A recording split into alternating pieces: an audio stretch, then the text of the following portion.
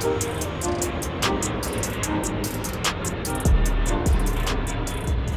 everybody, well, in order to do that I have to go to training. So it is that time of year.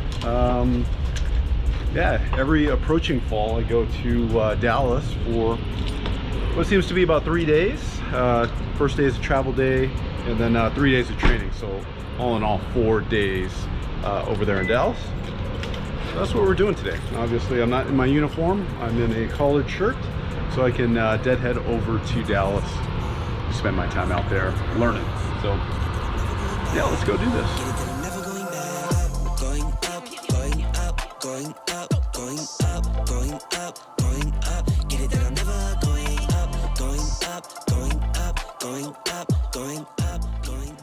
All right guys, here we are, Hilton Anatole, just pulling up. Grab my water, checked in over there already. I actually tried out Turo, I think it's Turo. And I rented a Tesla Model 3. So anyways, there's a couple options that you can do when you're here in Dallas. They have a shuttle that you can try to rely on, or you can actually just rent a car like I do, and that way you're not beholden to anybody or any time schedule. You go when you want, and you can show up as early as you want. So anyways, Hilton Anatole here in Dallas. For those of you that are lucky enough to get hired here on this last round that we just interviewed, most likely you'll be staying here. Great hotel, great restaurant, great everything. It is really cool. So got my room, I'm gonna head up there, and it is 6:30. We got to be back tomorrow, I believe at 9 is when it starts. So I'm gonna get up. I brought my food bag, believe it or not, this time. Got my food prep in there, so I'm gonna eat some of that and just call it a nice evening. Maybe do a little bit of studying and just kind of low-key it. So all right guys, we'll see you in the morning.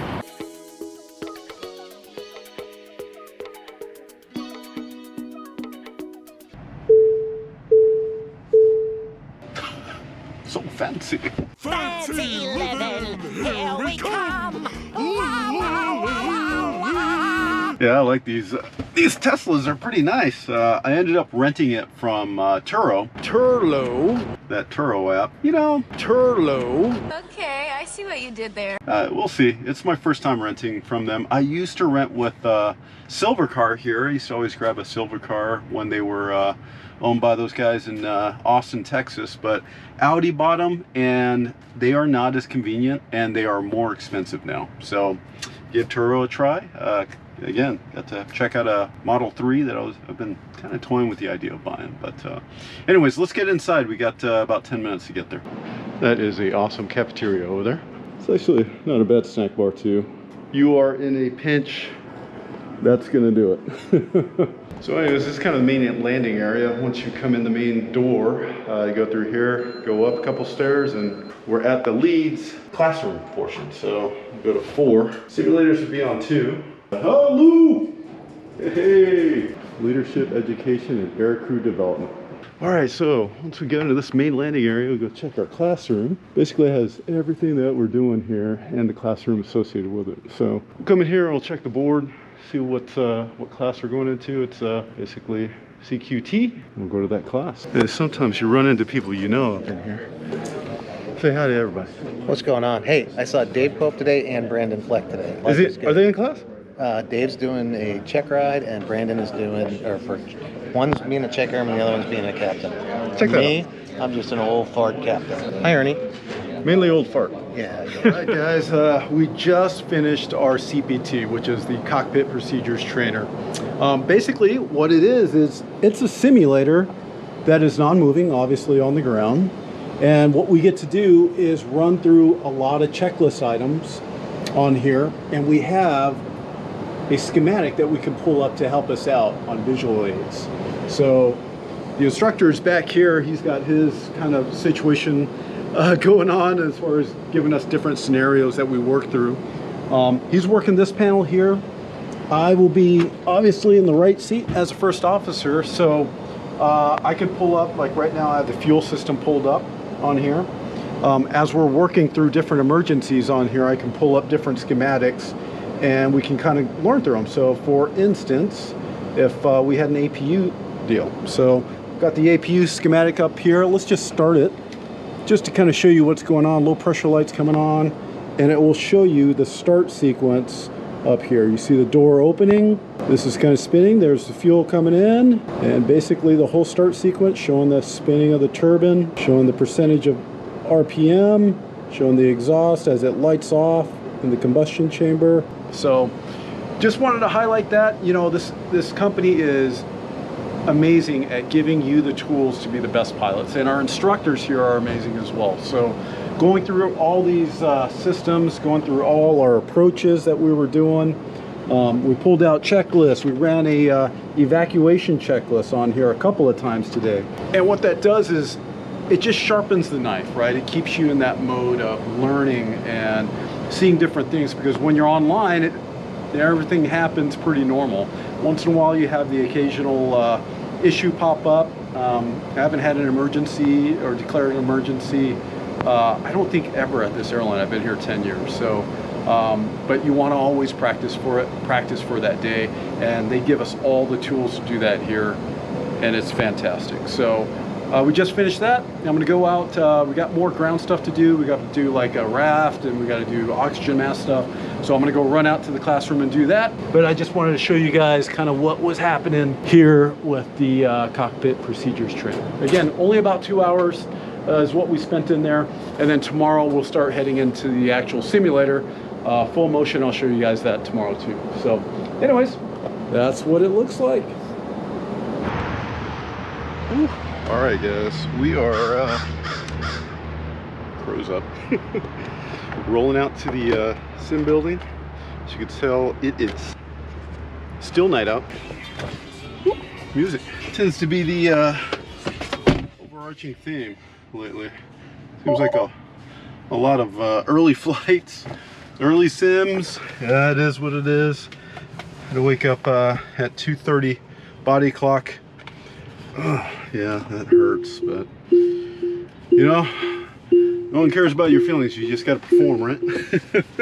So let's go do this. Let's go to the lead center and do our day of maneuvers observation. So look down simulator row. This is kind of a cool thing. I can pull up my schedule here. Let's put in my employee number, and it'll pull up my schedule. So just go to here. Okay, where am I going? Just go down here. We're in simulator 2. Classroom's right off the other side. So it's just right over there. And it's time to hit it. All right, guys, we are just getting done with our brief. Well, during the brief here in our briefing area, obviously we have mock-ups of both the Max, the 700, and the 800 panels up here. Obviously a ton of stuff on the desk, but we're reviewing a bunch of approaches, but also ditching today. So kind of going over that for practice. We're going to be flying out of Atlanta and then Tucson too. So we're taking a little bit of a break before we jump in the sim. But yeah, good stuff. You know, we just kind of, what it's called is a maneuvers observation. So we do a bunch of approaches. Again, we review ditching, so we're going to go over a ditching procedure on that. We'll do terrain avoidance, TCAS, kind of escape maneuvers, ILS PRM stuff going into Atlanta, because we don't do that very much. They want us to review that stuff. So yeah, we'll go over, you know, kind of different emergency items here, and just some of the things, just to make sure we're kind of sharp on that. The instructors kind of, we'll go through it step by step, you know, do the whys on them, and just kind of refresh ourselves with it. So good day. It's going to be about 3.5 hours in the sim, so got to get my mind right. It is early. Get another cup of coffee and hit it. So that's going to be our sim right there. That's our guy right there. Looks like it's an 800 sim, non-max. So we'll jump in there for a few hours, get some learning. And yeah, it's yeah, if you guys are coming out here for or any airline, you know, if you guys are coming out here for training. I know some of you all, 120 of you guys are going to be coming out here for new hire training. This is going to be your home for a little bit. You'll be in the other center, the classroom portion, for about a week, and then you'll start working on those CPTs and FTDs, and ultimately you'll end up here, and this will be your home for a little bit. If you're heading off to a regional, it's the same kind of concept, you know. So just be ready, study your stuff, listen to your instructors, you know. It doesn't matter what you did before, you know, especially here we always talk about it, you know, in the Air Force we did, it doesn't matter, you know, we were here, whatever place you're going, it would be at your best interest to just make sure that you're listening to these guys, because these guys are professionals, right? They're teaching you to do it their way, and that's the way they want it. And they don't care where you've been before, obviously. They want you to do it this way. So anyways, bit of advice. I'm going to take a little bit of a break. I think we're getting in here in about another couple minutes. So I'm going to review a couple of things really quick and then jump in and turn my learning cap on and get through today. So see you here in a little bit. All right, guys, we are done. That was good. Action-packed. Those sims are really action-packed. We did a lot of, you know, just a lot of engine failure, a lot of crew coordination. Worked a lot with the checklist because, you know, we're not running emergency checklists all the time, and it is a different philosophy on how we run it. So it was good to see that as well. But yeah, there you go. 24 simulators here, all the way down. It is quite a sight to see. And of course, the man himself, Herb, miss him. But anyways, yeah, so we're done. I am gonna go grab some food because I'm starving and eat. And then it's study time. The ground portion of this, call it LOE, line oriented evaluation. It's a lot of ground stuff on systems and stuff, so I'm gonna brush up on that. And then tomorrow we do kind of like a normal flight with some stuff in it. And yeah, it should hopefully go fine. But anyways, I'm gonna study tonight, back at the hotel. But first, grab some food, and that's it. But hey, day number 2 is over with the maneuvers observation. And bam, just like that, we are back. Check ride day. We actually call it an LOE, a line-orientated evaluation. Yeah, that's it. Got the board all set up. Was doing a lot of studying last night. We've got some great stuff on the iPad here. The company puts together some really good stuff, you know, with pictures and kind of what are the limitations and just everything to kind of go through our systems here. Just like last time, we're in the same room. Really big on, you know, having the shared mental model and how to, you know, assess, balance, communicate, do, and debrief. Pitched in really good. It's the one reason why we can work as a team, even though we've probably never met each other before. If a new captain comes in and I'm flying the line, we get swapped up or something, we're able to move together as a team, communicate, you know, with standard procedures and all that good stuff. So reinforced here, and now I get to show them that I know what I'm doing, hopefully. So let's do this check ride. All right, guys, we just finished the first half of the check ride. There's 2 flights. So the first flight we did a simulated flight from Tampa down to Fort Lauderdale, and then the next one's going to be Fort Lauderdale over to Chicago Midway, but I have a feeling we're not going to make it all the way to Chicago Midway, so that would be a long simulator session. But yeah, it went good. Did the ground portion of it, emergency, you know, talking through that. We did a couple of ops limits and then a couple of operational issues, which we're going to find out on the line here with the weather getting colder and de-icing and stuff like that. So there's a little bit of weather questions on that. We did a walk around on the computer of the airplane and just pointed out several things that on the walk around, whether, you know, we would be going with that or not. So a lot of them no. But anyways, we're taking a little bit of a break. We're running ahead of schedule. Check airman's happy, so that's always a good sign. And then we're going to hop back in and do that last leg and with some emergencies in that. And then hopefully we'll be done, do a debrief, and I'm going to head to the airport and try to get on the earlier flight, maybe, if it works out. So that is the update. Well, I passed. Yes! So everything went good. We got a good debrief. Good guys. On my deal, so Ed was the check airman and Kelly was my captain. Better than the other Kelly. So anyways, it went well. Again, hard work, discipline, just stay in the books, and you guys will have success. So there you go. I'm gonna run to the airport now. On the road again.